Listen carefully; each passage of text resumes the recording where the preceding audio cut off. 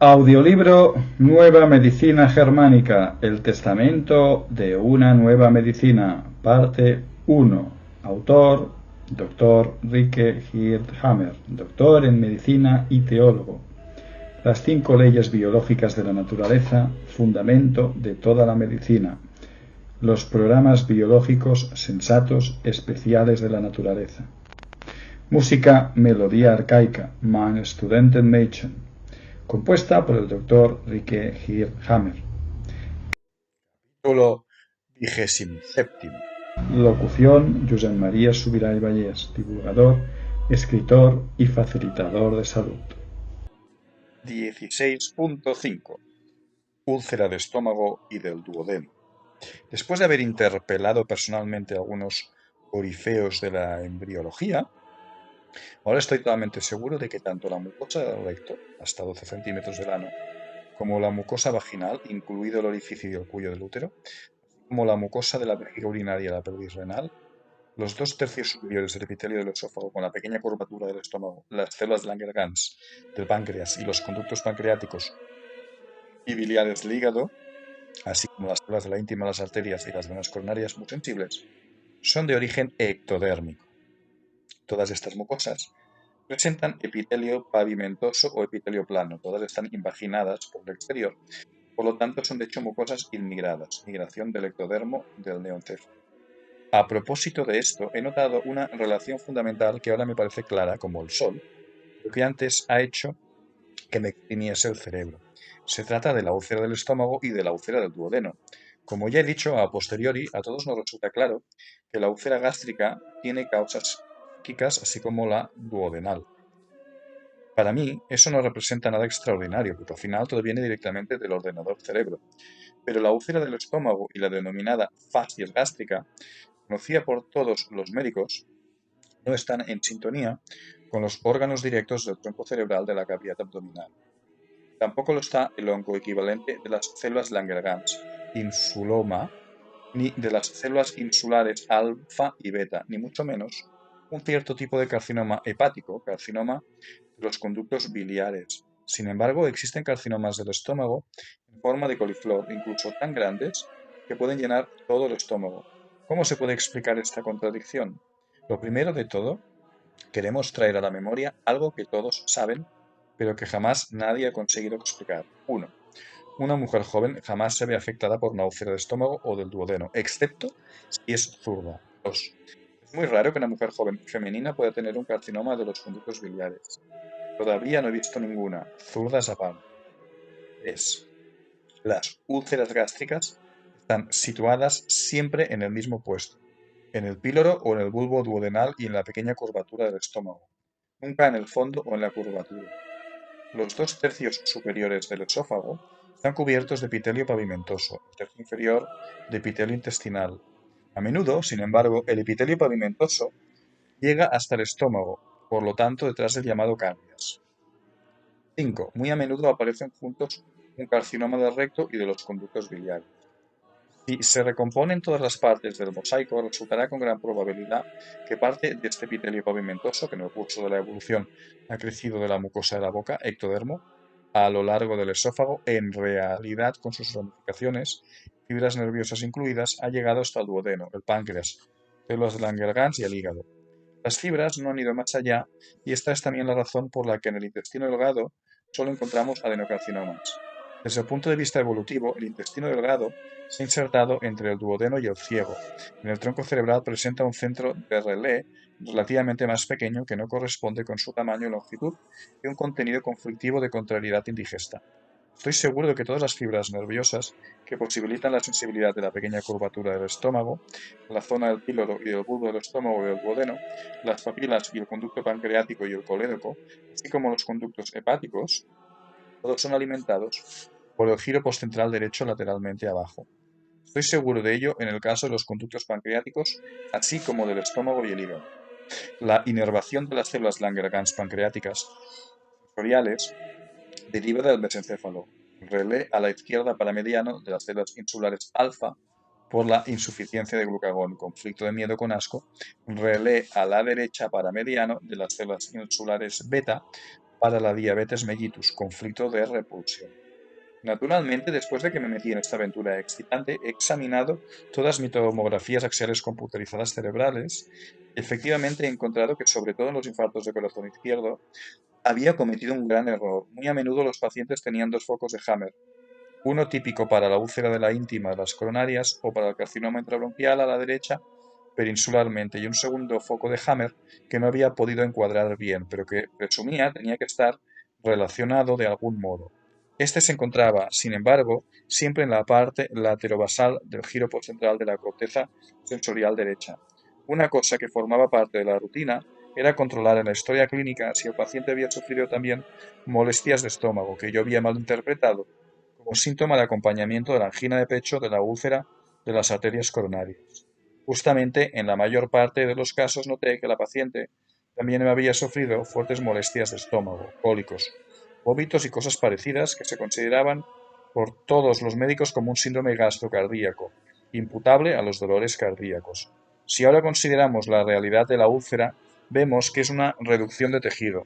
Encontramos un proceso análogo en todos los carcinomas del epitelio pavimentoso, mucosa de la boca, mucosa intrabronquial, mucosa coronaria, mucosa vaginal y del orificio del útero, mucosa de la vejiga y del recto, aquí en la vejiga y en el recto mezclada con pólipos que pertenecen al epitelio intestinal endodérmico y tienen tejidos adenocarcinomatosos. No puede existir duda, la úlcera gástrica y la duodenal entran entre las úlceras del epitelio pavimentoso.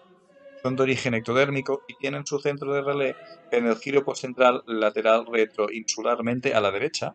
Son una disfunción típicamente ligada al comportamiento masculino. La cosa no es tan difícil de entender. En el esófago inferior, en la pequeña curvatura del estómago, en el píloro, en la desembocadura en el estómago y en el bulbo duodenal, así como en el conducto pancreático, en el colédoco y en los conductos hepáticos, superponen dos formaciones epiteliales. El epitelio intestinal, que evolutivamente deriva del endodermo, es decir, la hoja embrional interna y pertenece al tracto gastrointestinal, y tiene sus centros de relé en el tronco cerebral, así como el epitelio pavimentoso más reciente que pertenece al ectodermo, a la hoja embrional externa y tiene su centro de relé en el neoencéfalo. He aquí el porqué de los dolores en la úlcera de estómago o del duodeno en el cólico biliar. De igual forma, la inervación migrada a la vez de las células Langerhans proviene del mesencéfalo. Las células Langerhans son inervadas directamente y controladas por el mesencéfalo. En el pasado, muchos autores de textos médicos han creído que el ácido clorhídrico del estómago causaba úlcera gástrica, pero la gran curvatura del estómago, donde se encuentra la mayor cantidad de ácido, no presenta jamás úlceras. Además, la hiperacidez del estómago ya es un signo de vagotonía, como se puede leer en cualquier texto. Nadie quiere siquiera contestar que las úlceras tienen algo que ver con los conflictos. Pero en un primer vistazo resulta un poco difícil entender el hecho de que en el estómago surjan dos tipos diferentes de cáncer, un cáncer ulceroso y un cáncer en coliflor. Para la úlcera gástrica es como para la úlcera de la mucosa de la boca. Las células están ulceradas, es decir, eliminadas de tal manera que el diámetro interno del órgano tubiforme es más grande y por lo tanto puede transportar más sangre, vasos coronarios, aire, bronquios o alimento, duodeno, esófago o jugo biliar, colédoco o conductos biliares intrahepáticos. Eso explica la reducción del tejido. Por el resto del esófago y el estómago tienen su centro de relé y por lo tanto su foco de Haber casi en el mismo lugar. Los continuos conflictivos tienen en general una relación con el territorio. Y respecto a los carcinomas hepáticos, a menudo aparecen al mismo tiempo que la úlcera gástrica. También en el hígado tenemos dos tipos de tumores, aquellos con reducción de tejido, que se encuentran en los conductos biliares donde llegan las fibras nerviosas del neoencéfalo, y aquellos que se encuentran en el parénquima hepático. Si se trata de uno solo, se habla de adenocarcinoma hepático solitario, a veces incluso de nódulos cercanos a la cápsula hepática que a menudo son sensibles al tacto. Por su aspecto se asemejan a los tumores intestinales. El adenocarcinoma hepático solitario puede desaparecer solo si en la fase de reparación se calcifica y demuele mediante la tuberculosis. Las cavernas hepáticas que permanecen normalmente se endurecen en la denominada cirrosis hepática solitaria. En líneas generales, para los focos alveolares pulmonares que al final se cavernizan. Vale el mismo proceso. La úlcera de estómago y de duodeno tiene otra particularidad, puesto que el centro de relé se encuentra en la corteza tras la aparición del edema de conflictolisis. Esta causa una epilepsia gástrica. Los cólicos gástricos son calambres son, en mi opinión, y en la mayoría de los casos, una crisis epileptoide tras la solución del conflicto. Y dado que evidentemente el conflicto de estómago directo del neoncéfalo es tremendamente afín al conflicto de territorio y a menudo se presenta junto con este, es frecuente que el cuadro de un infarto cardíaco se vea ofuscado por el cuadro clínico de un cólico gástrico. En algunos pocos casos dramáticos se habla de síndrome hepatogastrocardíaco o de síndrome gastrocardíaco, según lo que estuviera afectando al mismo tiempo. Esto es diferente para los cólicos intestinales en la fase de reparación tras una parálisis intestinal muscular, ilio paralítico, conflicto, no poder hacer avanzar peristálticamente un bocado, es decir, no poder digerir. Es algo bien sabido que en estas áreas un carcinoma no se extiende jamás al órgano cercano. No puede superar el llamado confín del órgano. Nunca vemos un carcinoma del recto que se extienda al sigma, un carcinoma del cuello del útero al útero o un carcinoma ulcerante de la pelvis renal que se extienda a los túbulos colectores endodérmicos. Desde allí nuevamente al parénquima glomerular mesodérmico de los riñones o un carcinoma del esófago superior llegar a la gran curvatura del estómago. En estas mismas regiones cerebrales a la derecha peninsularmente se encuentran también los centros de relé para los órganos que tienen la mucosa de epitelio pavimentoso, aunque sin embargo a primera vista no parece que tengan nada que ver con los órganos rectovagino-vergigales, cavidad oral, mucosa del esófago y los bronquios, así como la íntima de las arterias coronarias, órganos que a primera vista no tienen nada que ver ni entre sí ni con los órganos rectovagino-vergigales sexuales y de demarcación del territorio. Los embriólogos no han encontrado hasta aquí contradicciones hasta que se descubrieron los tres niveles de la nueva medicina. Desde que encontramos una correlación exacta, comprensible bajo el perfil evolutivo, entre conflicto biológico, localización en el cerebro y afectación en el órgano, aprendemos también a comprender la correlación exacta entre localización cerebral y estructura histológica desde el punto de vista evolutivo. Ahora comenzamos a entender que las arterias de los arcos branquiales ocupan una parte particular entre las arterias porque su íntima vascular se compone de epitelio pavimentoso muy sensible, que es correlativo a la región peninsular del cerebro, por lo tanto, al comportamiento territorial.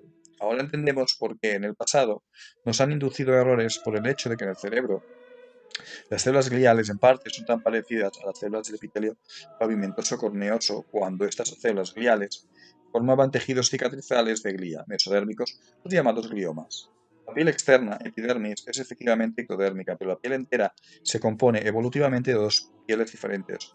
Una más antigua, la piel del cerebro mesodérmica subcutánea, con glándulas sudoríparas y sebáceas, y percepción vaga de los estímulos, y la piel del neoncéfalo, más reciente, epidermis de epitelio pavimentoso, y con una sensibilidad fina. Es tarea de otros investigadores e intérpretes aclarar los detalles de modo irrefutable, pero eso no modificará para nada el sistema en sí. Los órganos directos del neoencéfalo y del paleoencéfalo se comportan de un modo exactamente contrario entre ellos respecto a la proliferación y a la reducción celular durante la fase simpático-tónica y vagotónica. Mientras que los órganos directos del paleoencéfalo causan proliferación celular en la fase conflicto activo, los órganos directos del neoencéfalo causan reducción celular en la fase de conflicto activo. En la fase de reparación vagotónica se produce exactamente al contrario, lo que hasta ahora no se sabía y nadie lo había sospechado jamás. Dado que cualquier proliferación celular reconstructora totalmente normal para el grupo rojo neoencéfalo, en la fase de reparación, es decir, el nuevo llenado de las necrosis del órgano, por ejemplo, callo, sarcoma, tras la osteólisis ósea, así como la multiplicación celular del grupo amarillo para el encéfalo, por ejemplo, cáncer del intestino grueso en la fase del conflicto activo, obviamente ningún científico honesto conseguirá encontrar un sentido o cualquier característica común en todo el asunto.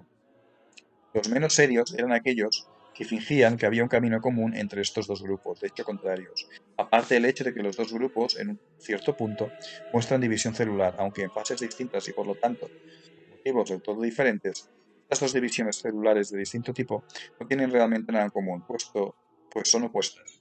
Pero de esto no se había dado cuenta ninguno. Uno, que ninguno se había interesado de la psique y los conflictos, ni mucho menos de los conflictos puramente biológicos en relación al cáncer. Se creía más bien que había que fiarse de hechos histológicos supuestos, maligno, benigno. Dos, porque en las tomografías axiales computarizadas del cerebro se buscaban dogmáticamente tumores cerebrales y metástasis en lugar de individuar los relés en el ordenador de nuestro cerebro.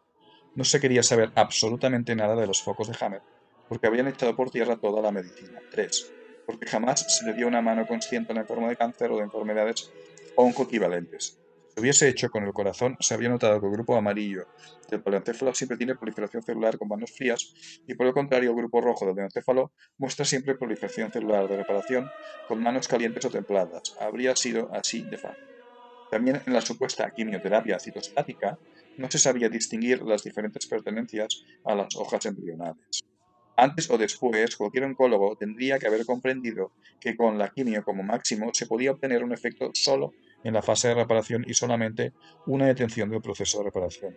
En las fases de conflicto activo, por el contrario, la quimiopseudoterapia, que actúa en sentido fuertemente simpático-tónico, refuerza el progreso de la proliferación cancerosa. El sistema ontogenético de los tumores y de las enfermedades oncoequivalentes no vale solo para las enfermedades cancerosas, sino que al final, y al igual que las 5 leyes biológicas, prácticamente para todas las enfermedades que se conocen. Llamamos enfermedades oncoequivalentes a las patologías que no muestran ningún tumor ni necrosis de cáncer en la fase de conflicto activo. En realidad deberíamos decir programas biológicos especiales oncoequivalentes, de los que se tratará en el capítulo siguiente. 16.6. Las enfermedades oncoequivalentes. Ahora, programas especiales biológicos y sensatos oncoequivalentes. El sistema ontogenético de los tumores y las enfermedades oncoequivalentes no se limita, como hemos dicho, a las enfermedades cancerosas, sino que es válido también para las denominadas oncoequivalentes. La particularidad de las enfermedades oncoequivalentes. En el grupo amarillo del paleoencéfalo, todas las enfermedades son idénticas al cáncer y a la relativa fase de reparación si ésta se produce. El si se produce significa que no se debe producir obligatoriamente, sino que solo se produce si se da una solución de conflicto. Pues de otro modo, la fase de conflicto activo termina con la caquexia, inanición y muerte del paciente, o el paciente encuentra un modus vivendi en forma de conflicto en suspenso. También la bifasicidad de las enfermedades depende por lo que respecta a su segunda fase o segunda parte de la solución del conflicto. Para los órganos del paleoencéfalo no hay enfermedades oncoequivalentes, sino solo cáncer y, en caso positivo, la fase de reparación tras la solución del conflicto.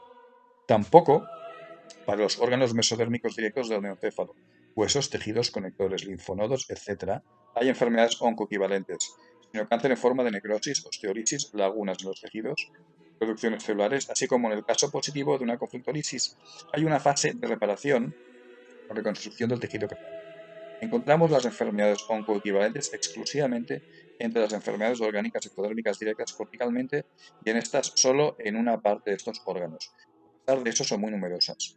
La definición dice: las enfermedades oncoequivalentes, programas especiales oncoequivalentes o abreviando oncoequivalentes, son enfermedades ectodérmicas directas corticalmente o programas especiales biológicos sensatos que siguen las 5 leyes biológicas, pero en lugar de una reducción de sustancia celular o parenquimatosa, muestran una reducción o bloqueo funcional sensato. Forman parte de esto las parálisis motoras y sensoriales, la diabetes, la insuficiencia de glucosa, las disfunciones de la vista y del oído, los respectivos conflictos y focos de Hammer en el cerebro, así como en el caso en que se llega a una solución de conflicto, la fase de reparación, con sus síntomas y complicaciones, a veces letales también. Aunque las células del órgano no se reduzcan en el caso de enfermedades oncoequivalentes, aparecen sin embargo modificadas en cierta medida, igual que son modificadas las zonas cerebrales correspondientes, focos de Hammer. A pesar de su alteración, estas células, después de muchos años de actividad conflictiva, están en condiciones, siempre que se haya producido la solución del conflicto, de reconstruir parte su funcionalidad. Resumen: con las 3 leyes biológicas podemos entender las causas, la base de cualquier suceso natural en la medicina.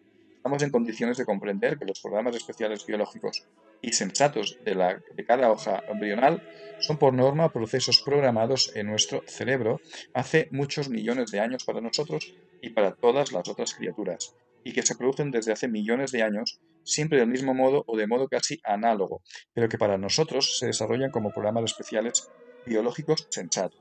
Podemos comprender que todos los tejidos con igual formación histológica tienen también en el cerebro su relé muy cercano, al igual que los conflictos biológicos relativos son muy afines.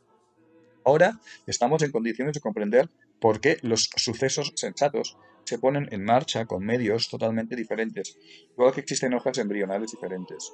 Conseguimos entender por qué nunca se había averiguado el origen del cáncer, puesto que no se conocían estos nexos y sobre todo el mecanismo de génesis evolutiva de los programas conflictivos biológicos.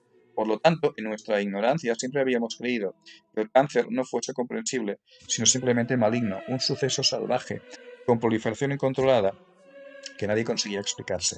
Nada de eso es verdad. El cáncer y las otras enfermedades que ahora entendemos como parte de un programa especial biológico y sensato, SBS, son la cosa más lógica y claramente comprensible que existe. Esto sigue las 5 leyes naturales biológicas que voy a demostrar, por suerte científicamente, frente a las numerosas hipótesis no demostradas e indemostrables de la medicina clásica. 16.7. ¿Por qué no puede existir la metástasis? Como habéis leído, queridos lectores, en el capítulo precedente, el cáncer y cualquier enfermedad, es decir, cualquier programa especial de la naturaleza, son sucesos que se manifiestan según reglas bien precisas. Con los 3 niveles de psique, cerebro y órgano, la nueva medicina se vuelve comprobable y reproducible. Los 3 niveles constituyen, de hecho, un sistema predeterminado. Si conozco bien un solo nivel, por ejemplo, el nivel psíquico de los conflictos biológicos, estoy en condiciones de deducir y determinar los otros 2 niveles. Respecto a la rigurosa regularidad de los procesos en los 3 niveles considerados, y por lo tanto a la reproductividad de la nueva medicina, se puede expresar con una fórmula como la siguiente. Existen 3 niveles, psique, cerebro y órgano. Transcurren de un modo sincrónico y hay 2 fases de enfermedad, si el conflicto se resuelve.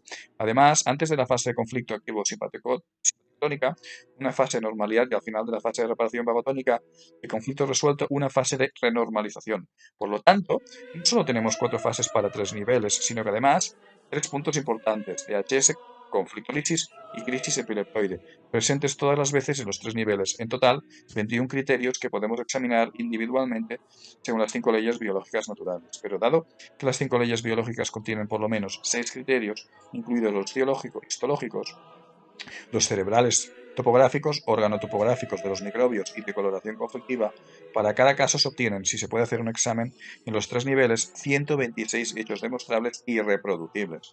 Es muy improbable que un único caso pueda presentar al mismo tiempo estos 126 hechos reproducibles de modo totalmente casual, porque entonces debería tratarse de un caso entre millones de casos posibles.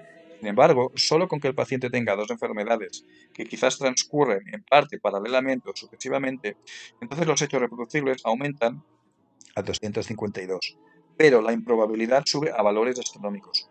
Como criterio extremadamente importante hay que tener también en cuenta el hecho de la localización del foco de Hammer en el cerebro y la preestabilidad. Esto significa que el relé, uno de los muchos cientos de relés posibles, ya está preestablecido y este relé, en caso de enfermedad, foco de Hammer, tiene que tener la formación que pertenece a la fase correspondiente.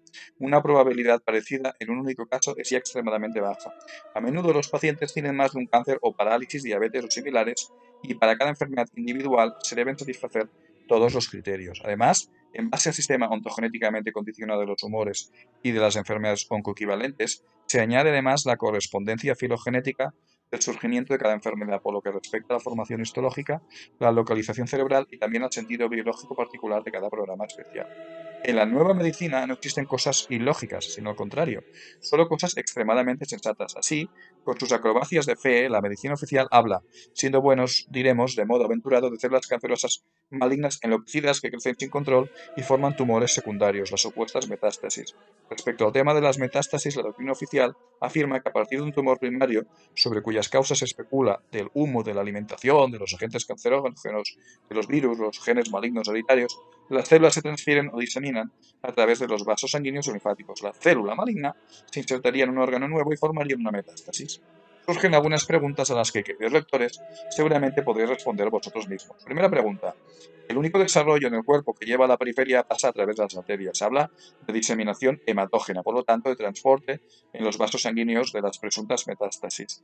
Sin embargo, jamás ningún científico ha tenido la suerte de encontrar una célula cancerosa en la sangre arterial en miles de pruebas hechas. ¿Cómo explica esto la medicina tradicional? Segunda pregunta. Todos los patólogos admiten que, en principio, el mismo tipo de cáncer se forma siempre en el mismo punto del cuerpo. Por ejemplo, los focos redondos pulmonares en el conflicto de miedo a la muerte siempre son adenocarcinomas bajo el aspecto histológico. Nadie puede distinguir un carcinoma primario de un carcinoma secundario, es decir, de una metástasis. Si es así, entonces todas las células cancerosas jamás encontradas en la sangre arterial deberían ser tan astutas como para saber en pocos segundos dónde han llegado y formar allí el carcinoma habitual para ese lugar.